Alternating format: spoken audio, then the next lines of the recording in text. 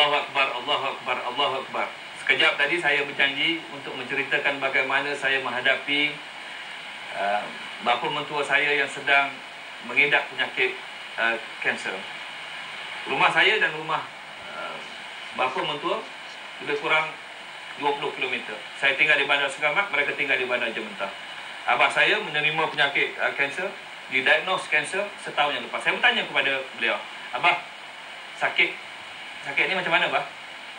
Allah, man, Abah ni 70 tahun tak pernah sakit.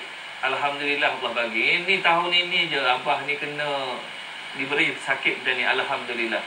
Dia kata Alhamdulillah, tuan-tuan.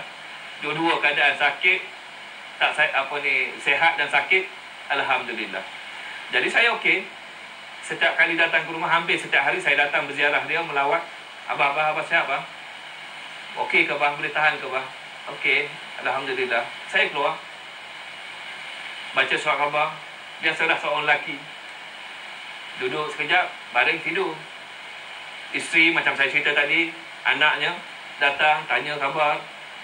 Tanggungjawab seorang ibu, seorang isteri nak memasak, pergi ke dapur memasak untuk kami sekeluarga juga.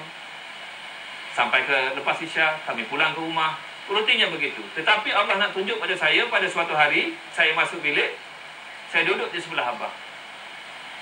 Saya pegang perutnya, di bawah pundi-pundi ini. Saya pegang dia, saya pegang macam itu, tuan-tuan dan puan-puan. Saya tanya dia, Abah, tak adalah keras sangat, Abah, ya? Allah, man, sakit, man. Dia beritahu saya, dia sakit. Tetapi bila Kamil pegang saja perut Abah ni, hilang rasa sakit tersebut. Ya Allah, subhanallah, saya kata, Allah bagi pada saya melalui sentuhan seorang anak kepada seorang ayah.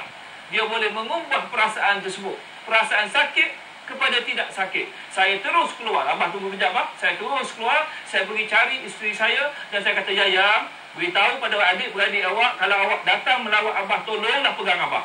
Tolonglah pegang tempat sakit. Dia boleh membantu seorang pesakit, orang yang disayangi, orang yang dikasihi, untuk mengubah ataupun hilangkan rasa kesakitan tersebut. Apa yang ada pada tangan kita? Tak ada apa.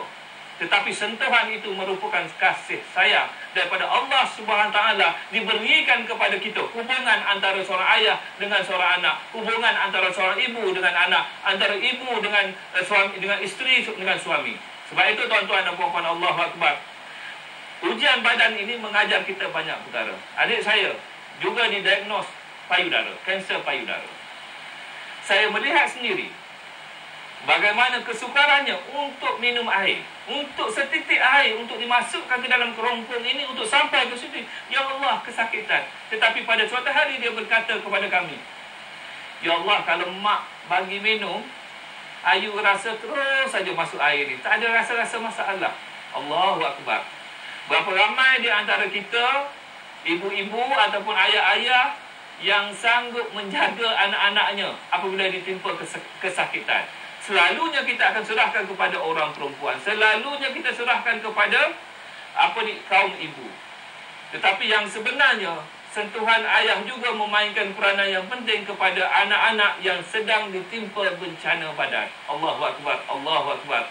Jadi, tuan-tuan dan puan-puan, dalam konteks tersebutlah, sebenarnya bencana badan ini merupakan ujian Allah untuk mengangkat kita ke satu tahap yang lebih diredai ataupun yang lebih memberikan kita ini peluang yang lebih baik untuk menjadikan diri kita ini manusia yang hampir kepada Allah Subhanahu Wa Taala. Sebab itu, jangan sekali-kali, tuan-tuan, dulu saya biasa dengar bila orang nak sakit, orang dalam keadaan kesakitan, bila saat-saat nyawanya hendak ditarik oleh Allah SWT, saya pernah melihat orang tercungak-cungak macam gitu. Dan mungkin kita berkata, Ya Allah, dia ni banyak dosa ni. Ya Allah, dia ni payah ni, mati payah ni, nak meninggal payah ni. Tidak, tuan-tuan, jangan kata begitu, tuan-tuan. Allah itu Maha Pengasih, Maha Penyayang. Allah nak bagi kemudian itu sampai saat-saat terakhir dia nak ditarikkan nafas. Tanda-tanda begitu tidak menunjukkan sama ada syurga ataupun neraka, tuan-tuan dan puan-puan.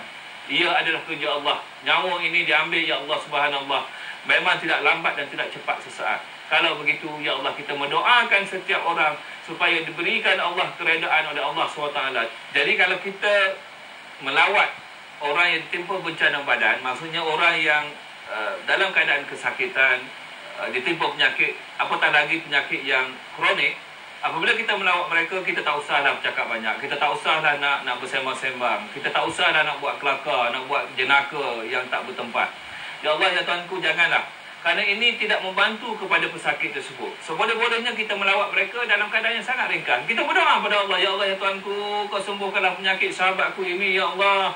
Beliau adalah seorang yang baik hati, ya Allah. Sembuhkanlah penyakitnya sehingga tidak berbekas lagi, ya Allah. Kau ringankanlah penderitaannya, ya Allah. Ya Allah, ya Tuhan kami, kau jadikanlah beliau supaya dapat menanggung segalanya, ya Allah. Kau berkatilah hidupnya, ya Allah. Kekalkanlah, berikanlah keselamatan, berikanlah, ya Allah, kesihatan yang panjang. Kalau itulah yang terbaik buatnya, ya Allah. Bila kita berdoa begitu, ya Allah Subhanahu wa taala, ia datang daripada hati kita yang boleh membantu dalam beliau menghadapi, sebab kuasa Allah ini Allah Maha berkuasa, Allah Maha pengasih, Allah Maha penyayang. Jadi tuan-tuan dan puan-puan, kita telah membincangkan yang dikatakan ujian-ujian yang berbentuk sama ada suka atau berduka, ujian anak, ujian harta benda, ujian bencana badan. InsyaAllah dalam siri yang akan datang kita akan tambah sedikit lagi ujian-ujian supaya kita dapat memahami keadaannya. Mudah-mudahan kita dapat berjumpa lagi. Allah bagi kesihatan yang baik kepada kita, Allah beri kekuatan kepada kita. Layarilah Facebook Motivasi Pagi 2012. InsyaAllah kita jumpa lagi pada siri yang akan datang. Assalamualaikum warahmatullahi wabarakatuh. Wahai Allah, kami datang memenuhi